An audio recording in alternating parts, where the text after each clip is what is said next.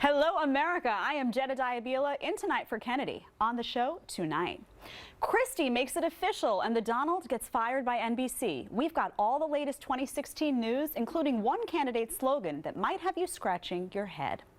Plus, more shark attacks. If you're heading to the beach this weekend, we'll tell you what you need to know. I'll meet a shark expert who lost his leg in an attack. And the government versus parents' rights. Another mom gets cited for letting her kid play alone at park. How big a problem is this? Find out a little later.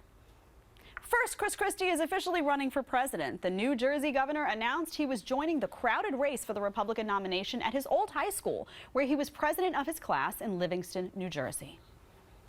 America is tired of hand-wringing and indecisiveness and weakness in the Oval Office. We need to have strength and decision-making and authority back in the Oval Office, and that is why today I am proud to announce my candidacy for the Republican nomination for President of the United States of America.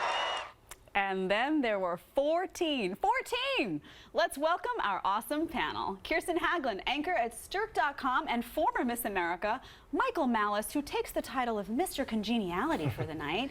And comedian Joe DeVito to my right. All right, what a beautiful, stunning panel, especially Mr. Congeniality. I mean, let's call it what it is. Well, sorry, Kirsten, but this is tough to compete with. You can't beat personality. All right, so Christie, I want to start with. He is headed to New Hampshire. He wants to do these town hall style meetings. This is what he thrives in. What do you think of him in this race? I don't think he's got a shot. And really? well, it's unusual. You know, usually Harsh when you critic. think you hear Chris Christie and running in the same sentence, you think sports bra is also going to be in there somewhere. When he first came out, I was kind of interested. He seemed like he was standing up to some people, but now he seems to embody all the worst stereotypes people have of people from the New York, New Jersey area. He strikes me as the kind of guy in a BMW who cuts you off in the right lane and then gives you the finger. He may have done that last week, actually. That would not surprise me. What do you think about him, Michael? People have said that he's a failed governor. They look at the unemployment rate in New Jersey. They say it's not so great. They look at his pension reform. A lot of that was declared unconstitutional. Right. He in terms of having a gubernatorial record to stand on, I'm not sure he has such a great one. Like, I'm going to correct you a little bit. Christie's lost a lot of weight, and now he can look forward to losing a lot of primaries. The guy has absolutely no days to look for primary.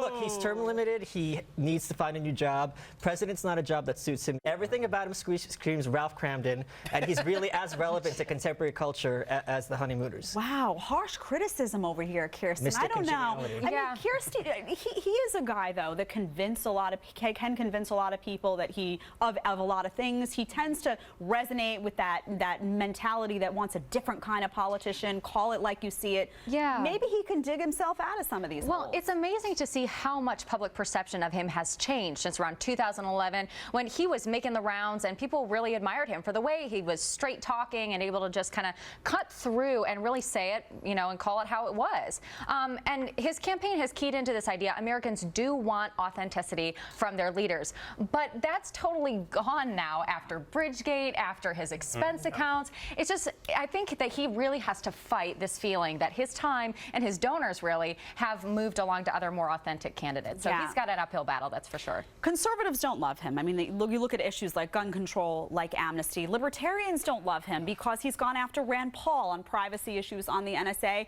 and establishment backers like Jeb Bush. So it seems to me like he's going to have a problem with too many groups of constituents. Yeah, I don't think he's going to have that kind of appeal. And I would like to also add that I was class president in high school, so it's no guarantee of future success. Oh, man. And look where you are now. Look where I am now. So maybe he can be sitting next to me one day. That's not so bad, Joe DeVito. All right, the fallout from Donald Trump's comments about illegal immigrants in his 2016 announcement continues to cloud his campaign. First, Univision dumped the Donald's Miss USA pageant. Yesterday, NBC fired Trump from Celebrity Apprentice. The billionaire released a statement that included a threat of legal action and this jab, quote, "They will stand behind lying Brian Williams, but won't stand behind people that tell it like it is." Of course, the Donald never loses, so he spun this follow-up response.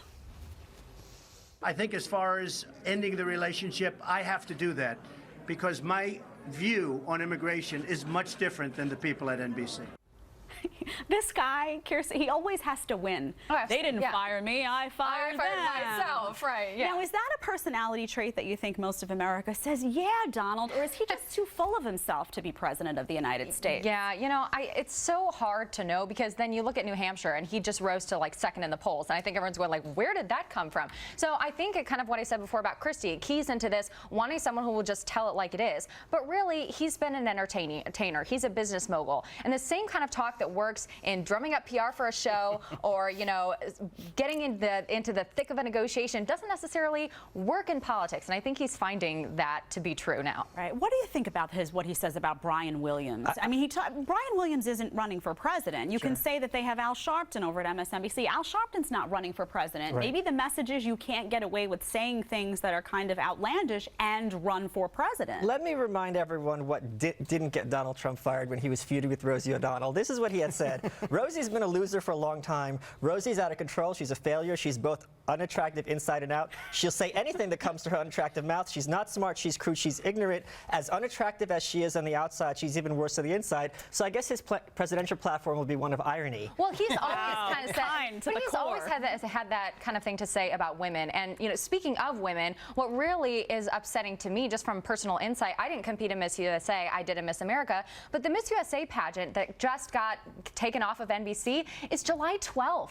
That's it's my birthday. literally in like a week and a half. That's so my all those birthday. girls just arrived in Baton Rouge, and they're like, "Hey, all of these dreams you worked so hard all your life to achieve, you're not going to be on national television anymore." Yeah, that's very like Donald. disappointing. Come on, That's the real you big know? issue facing America today. But it truly is. I mean, think of if you grow up Yeah, all your it's life true. going after something, that's really hugely disappointing. Well, Talk to me about a debate stage that has Donald Trump, Donald Trump and Chris Christie on the same debate stage. I mean, that's entertainment beyond what I can even begin to fathom. Yeah. the thing with Trump is it's really hard to bring him down because he's got a ton of money, and clearly shame is not an option. Not an option. No. But I am curious about getting a ticket to New Orleans because or Baton Rouge, you said? Baton Rouge, yes. Yeah, because it sounds like there's a lot of disappointed, vulnerable young women there, and I think Oh, no. Wow. lend a helping hand. No, I don't. Phrasing, No, I'm going to shut that phrasing. one right down. I think they are totally fine without that. They'll be strong, accomplished women up on that stage, and they'll be rocking it. Yeah, there you go. Thank you. I was thinking- Someone had to do it. Oh, my Someone God, had to shut you outrageous. down. As obnoxious as the Outrageous. things he said Yeah. were,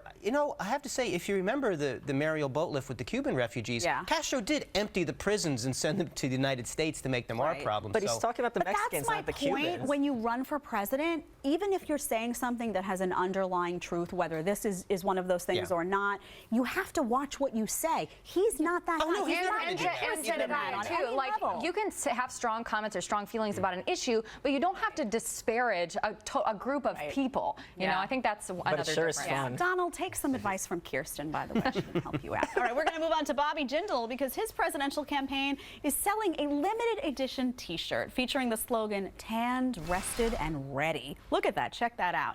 According to his campaign manager, the item is a tongue-in-cheek response to liberal and social media criticism that Jindal hides his Indian heritage. Quote, "The liberal media that developed this week was disgusting. Apparently Bobby isn't brown enough for them."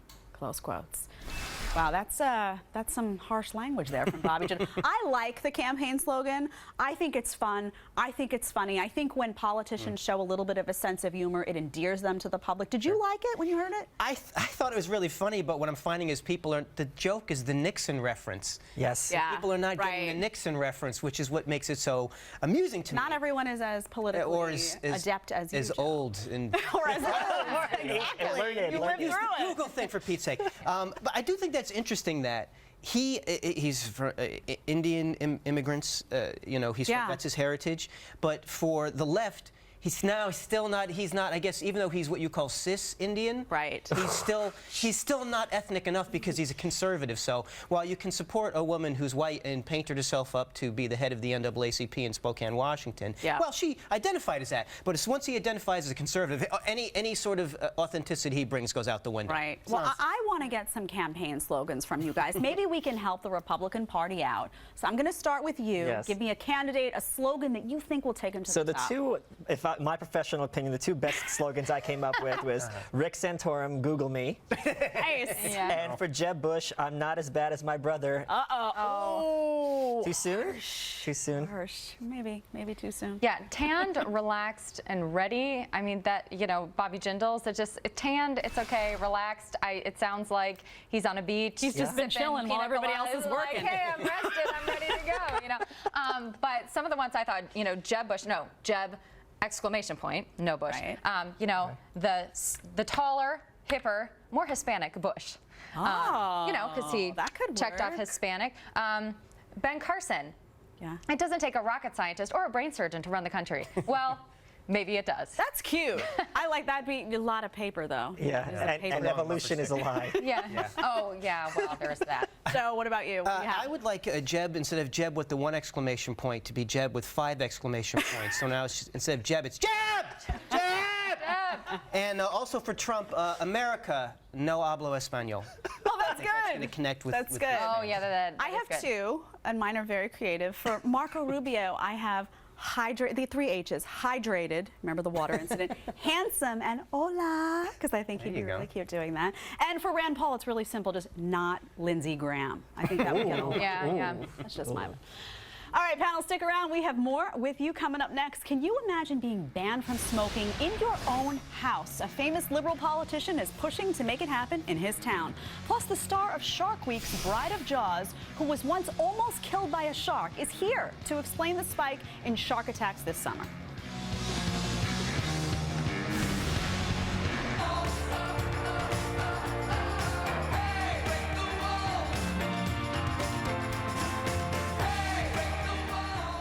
Smoking in New York City is banned in many public spaces, including bars, restaurants, the workplace, sports venues, and parks.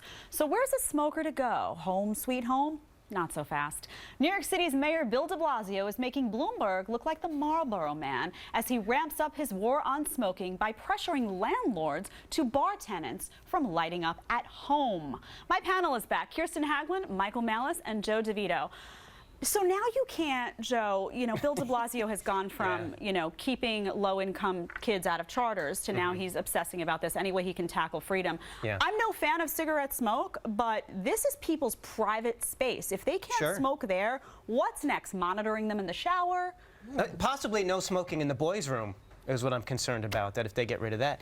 The thing with de Blasio is there's no tyrant like a liberal tyrant, because they can't just tell you. Well said. They have to go into you serious? But they can't. What They about have to Hitler? They just really care about you. They just really care. They have good intentions. Good intentions, right? where we all know where Okay, those one end vote up for on that Pinochet. road to hell. Yeah, exactly. There we go. Here's what, if it's an agreement between a tenant and a landlord, there's no reason for the government to get involved in there. If it's public housing, maybe that's a different story, but I think smoking's disgusting. But if people want to make bad decisions, that's what free people are able to do. They're allowed to make unhealthy decisions. It doesn't matter what I think, as long as I don't have to suffer from it. Mike's having a heart attack here on the side. He has to state his dissent. Tell us. It's more of a stroke. Technically, the landlords, I'm sorry I have to defend property rights here, he's pressuring the landlords to put these into the contracts. It's not getting the government involved. And look, we should be happy. This man went to, hold on. Well, isn't no.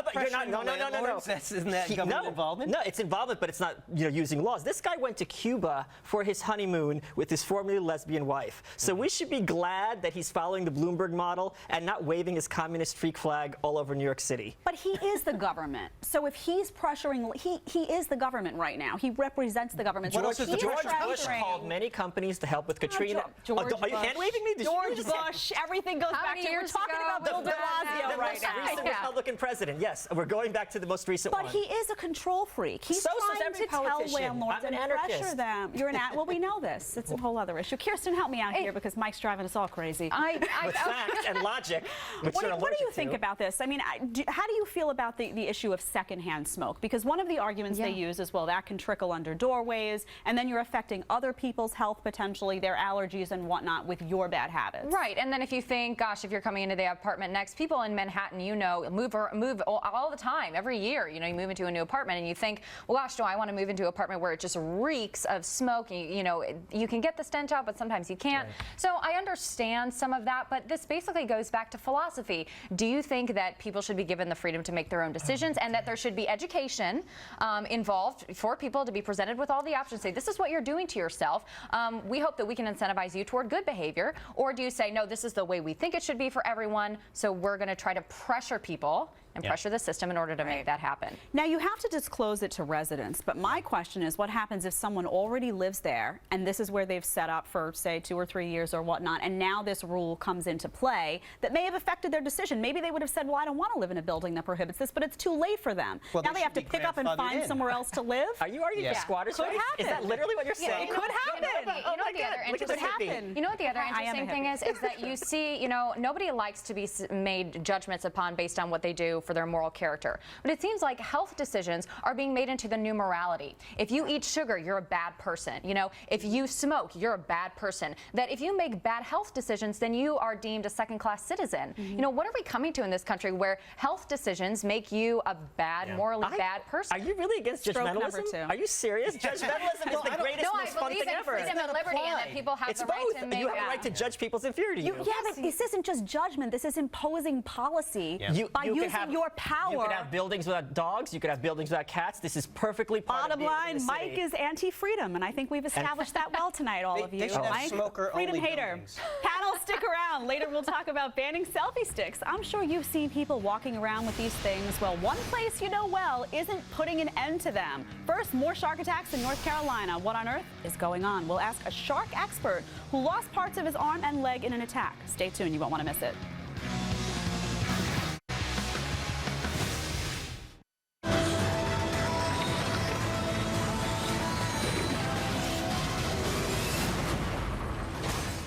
We can stop Judgment Day from happening.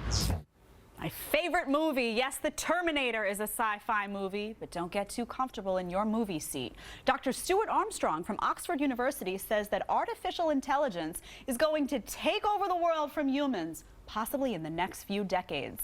And the human race could be eradicated because of it. Well, that's disconcerting. Our panel is back. Kirsten Haglund, Michael Malice, and Joe DeVito. Joe, clearly the Terminators are coming. I want to know, are you prepared to be the next John Connor? Here's the problem with the Terminator movies, is that the first one we could buy that this guy who looks like a superhero comes back, but that was 1984. Now we have 2015. Why is Skynet like, you know what, let's send back a 67-year-old man with an Austrian accent. That's our best option. It's not supposed to make sense. It's I don't know. supposed to make you feel like it. The computers are smarter than you. I thought it was a documentary. The computers are smarter than you, so no wonder it doesn't make A sense. chilling sign of things to come. It is chilling, though. I'm going to tell you why. I read an article, Mike, this week. Wall Street Journal had an article that artificial intelligence was getting testy with people. Yes. Yeah. That you were asking questions to this machine, essentially, and the machine was like, why are you asking me this so many times? I don't have an answer. And it actually got exasperated. Right. If the machine can have emotions at that level, are you not afraid of what could be next? Apparently it can have a gender, too. Wow, she needs to have a drink or something. Got poor computer. No, I'm not worried about artificial intelligence. I'm worried about average and below average intelligence. Because just today I went to McDonald's and I asked for 2 wraps and they're like, which wrap do you want, chicken and bacon? How many? 2. Which one? Chicken and bacon. So when you're dealing with these people, I say bring on the robots, get rid of the below average people, and I could be much happier. This is a The scary organic reality to me, intelligence. Kirsten. Yeah. The machines can take over our jobs first. They all fast food restaurants, like he said, you go in, it's all machines. Yep. What is going to be next? What if these computers, these machines, at some point can communicate with each other and they just factor us out altogether? You mean like email? Well, actually, Stephen yeah. The computers aren't talking. That's you sending the email. He has split personality disorder. Dissociative We're going to identity. address that later. It's okay, Mr. Congenial. It's all good. No, this is actually pretty scary. Elon Musk, as well as Stephen Hawking, have both come out and said we need to be really cautious of artificial intelligence. So it's multiple people that actually work in this sphere now that are concerned about this. And how they've likened it is saying it's kind of like spam, because people say, well, how would they get rid of us? Well, it would be like spam. You just identify people that are redundant or aren't contributing to the system. Once they control everything, and they're deleted like spam. This sounds That's a oh my quote God, sign me that's up. written Put it into that way. that's the way it's This kind of is my explained, and porn. that's terrifying. That's absolutely terrifying. Well, unlike Joe, I am prepared to step up as your next Sarah Connor. He'll tag along. Don't worry. He likes help. It's like Batman and Robin. Never mind. You should see her. If you've You've got a selfie stick sitting right next to you now. Better be careful where you take it. Disney has banned the devices from all of their parks. Apparently, some moron recently pulled one out on a roller coaster while visiting Disney and shut the ride down for hours. You know, you really got to be afraid of people. I mean, that, when used properly, I have seen the selfie stick as a weapon, Joe. Could that not be used to hurt someone on a roller coaster? You know, I think this ties in a little bit what we were talking about culling the herd a little bit with the. Yes. This shows you where if you're the kind of person who's on an amusement park ride, you think, you know what? How about I hold out a long, stabby metal object As the roller coaster goes by. Yeah, I think that's a Joe good for idea. president, you have my vote and my full endorsement. Do you know, when I was in grade school, my friend and I hopped on a coaster, I'm not even lying, and we took a bag of confetti and we just opened it up midway. I mean, it was funny at the time. Somebody could have choked. Yeah. I mean, maybe, oh man. Someone glitter bombed my house at New Year's last year, and I'm still finding the glitter. You're still finding Yes, the glitter. I hate her. All right, back to selfie sticks, though. Disney, Yes. is this a smart decision? Do you think that people will say, you know what, if I can't bring my selfie stick, I'm not going? As someone who was raised in a formerly Soviet household, like Disney is why people in other countries hate America. It represents America at its worst. And frankly, speaking of right-wing dictators being better than left-wing, hopefully this is the first step towards some kind of fascist dystopia in Disney World. And by the end, whoever is applauding stops applauding first at the parade is the one who gets taken away to Treasure Island and never seen again. Uh-oh. What about freedom lovers that say, you know what, I want to take my selfie stick to Disney. This is a once-in-a-lifetime Freedom. Smoke. opportunity. Let's smoke My it.